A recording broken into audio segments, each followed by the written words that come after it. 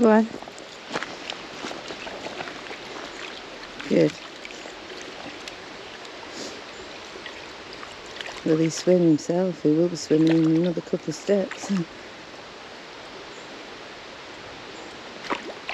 Oh, really? Go on then. Ready? Woo! Get paddling! Wow! Good boy! Good lad! Look at his little face. He's like, oh my god! Good boy! Well done! I'm just chucking rocks and little pebbles. Good boy! Good lad! Yay! Oh, he's off! He's off downstream. Good lad!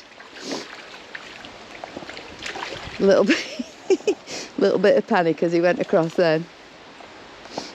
He's like, oh, I'm going to explore while I'm over here.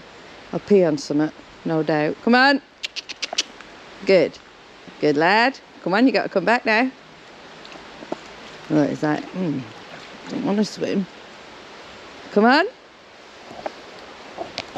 Do some photos while he's faffing.